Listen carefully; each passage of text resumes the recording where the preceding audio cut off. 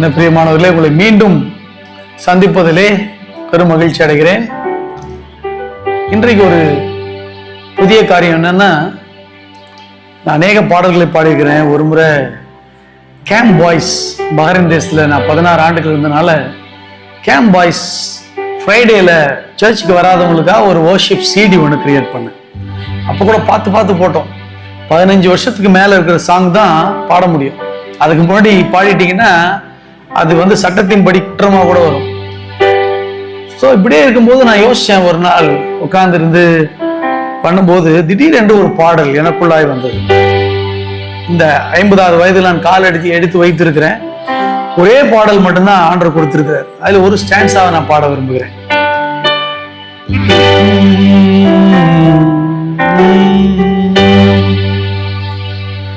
எந்தன் வாஞ்சை நீரையா, எந்தன் ஆவல் நீரையா, எந்தன் பாவல் நீரையா, ஆசீர்வாத ஊற்றும் நீர்தானையா.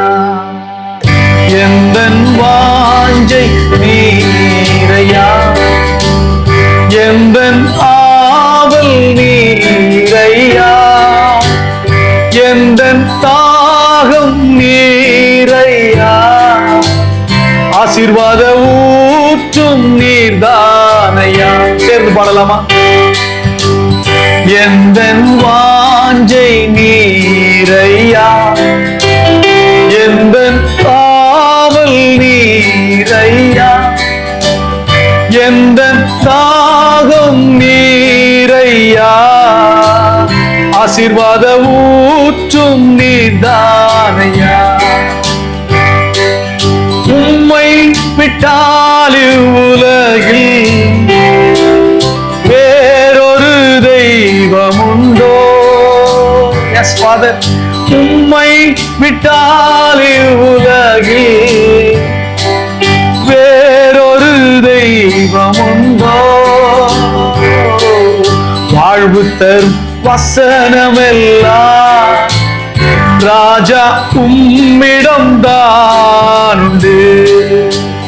நித்திய வாழ்வு தரும் வசனமெல்லாம் ராஜா உம்மிடம் தான் உண்டு. எல்லோரும் சேர்ந்து எந்தன் வாஞ்சை நீரையா, எந்தன் தாகம் நீரையா, எந்தன் ஆவல் நீரையா. S Lord. ஆசீர்வாத ஊற்றும் நீர்தானையா.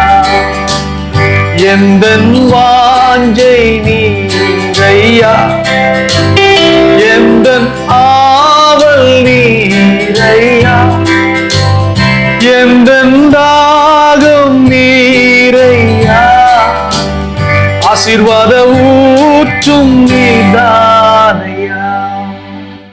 அந்த வரி என்னை ரொம்ப பாதித்த வரி. நான் கடலூர் பட்டணத்துல என்னுடைய பாட்டி தான் முதல் விசுவாசி ரட்சிக்கப்பட்டாங்க ஏஜி சர்ச்சில்.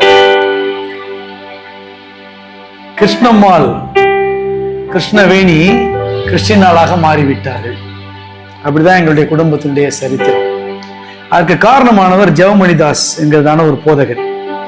அவர்தான் முதலா இங்க இருக்கிறதான அப்போஸ்தலர் கிறிஸ்தவ சபையில பாஸ்டர் சாம் சுந்தரத்துக்கு முன்னாடி அவர் தான் அசிஸ்டன்ட் பாஸ்டர், சுந்தரம் பாஸ்டருடைய அசிஸ்டன்ட். அவர் கடல் பிளஸ் ஊர் என்கிறதான கடல் ஊருக்கு வந்தார். ஒரு அலைகளால அவருக்கு ஆண்டவர் தரிசனம் கொடுத்து அவர் வந்தார். சோ அவர் அப்படி வராவிட்டால் எங்களுடைய குடும்பம் ஒருவேளை ரட்சிக்கப்பட்டிருக்க முடியாதுன்னு நான் திட்டமாய் விசுவாசிக்கிறேன். ஆண்டவர் யாரை கொண்டாங்களோ அதை செய்வார். கர்த்தர் பயன்படுத்தின ஒரு பெரிய பாத்திரம்.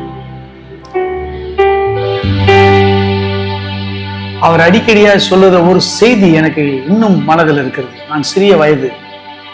ஒரு முறை அவர் பேசிக் கொண்டிருக்கும் போது தேம்பி அழுகிறார்.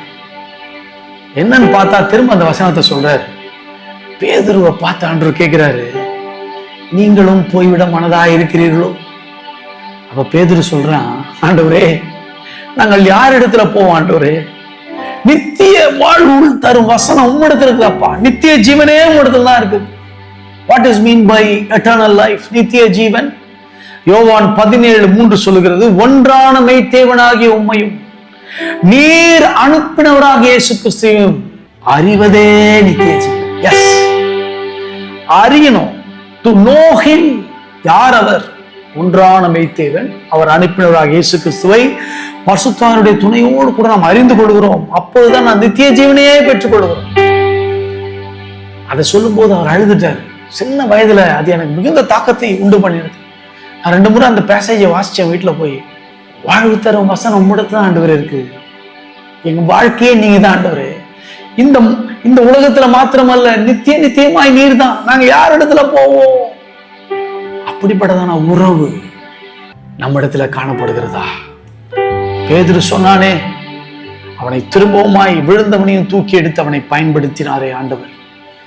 அவனையும் அபிஷேகித்து ஒரே நாளிலே 5000-3000 பேர்கள் ஞானஸ்நானம் பெறும்படியாக வல்லமையுள்ள பழத்திரமாய் அவனை பயன்படுத்த ஆண்டவர் சித்தம் கொண்டார். யூதாஸ் செஞ்சதை விட ஒரு பெரிய பாவத்தை அவன் செஞ்சான். சபிக்கவும் சத்தியம் பண்ணவும் தொடங்கினான். ஆனால் யூதாசத்துல காணப்படுறது ஒன்னே ஒன்று, திரும்பவும் அவன் வந்து விடவே இல்லை. போய்விட்டான், 4 கொண்டு செத்துட்டான். ஆனா இவன் மனம் கசந்து அழுதான். இவனை ஆண்டவர் தூக்கி எடுத்து நிறுத்த வல்லங்களோட. தலைகளை வணங்கலாமா? ஆண்டவரை நோக்கி பார்க்கலாம். ஆண்டவரே, பேதுருவை போல ஒருவேளை நான் மறுதலித்து இருக்கிறேன். உடைய நாமத்தை அறிக்கையிடுவதற்கு வெட்கப்பட்டிருக்கிறேன். ஆண்டவரே, என்னை மன்னியும். இந்த வேளையில எங்களை அறிக்கையிடுகிறப்பா. என் நாவினால் நான் அறிக்கையிடுகிறேன்.